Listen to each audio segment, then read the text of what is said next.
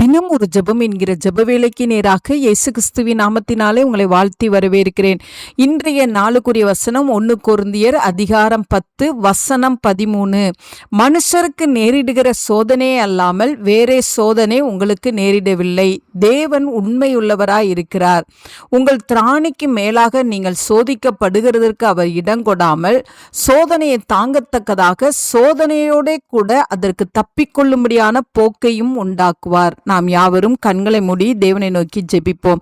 எங்களை நேசிக்கிறதான நல்ல தகப்பனே, இந்த நாளுக்காக நாங்கள் நன்றியோடு மை ஸ்தோத்தரிக்கிறோம் ஆண்டவரே. கர்த்தர் கொடுத்த புதிய நாளுக்காக நாங்கள் நன்றி செலுத்துகிறோம் ஆண்டவரே.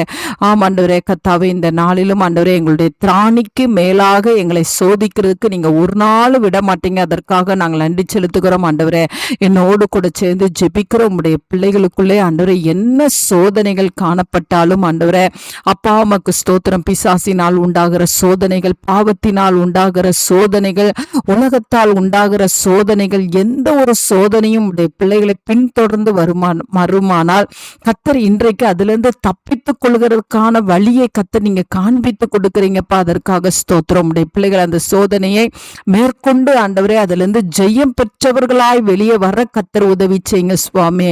ஆம் ஆண்டவரே, உமக்கு ஸ்தோத்திரம். எந்த ஒரு சோதனைக்கும் ஆண்டவரே உடைய பிள்ளைகள் ஆண்டவரே சிக்கி அதற்குள்ளே அடிமைப்பட்டு அதில் வேதனைப்படாதபடிக்கு ஆண்டவரே இன்றைக்கு தேவனை நோக்கி பார்த்து ஆண்டவரே தேவனிடத்திலிருந்து வருகிற ரட்சிப்பையும் விடுதலையும் இன்றைக்கு ஒவ்வொருவரும் பெற்றுக்கொள்ளட்டும் ஆண்டவரே. மனதில் இருக்கிற எல்லா போராட்டமான சோதனைகளை கர்த்தர் நீக்கி போடுங்க.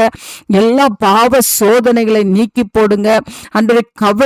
கவலைகள், பாரங்கள், வேதனைகள் எல்லாவற்றையும் கர்த்தர் நீக்கி போடுங்க ஆண்டவரே.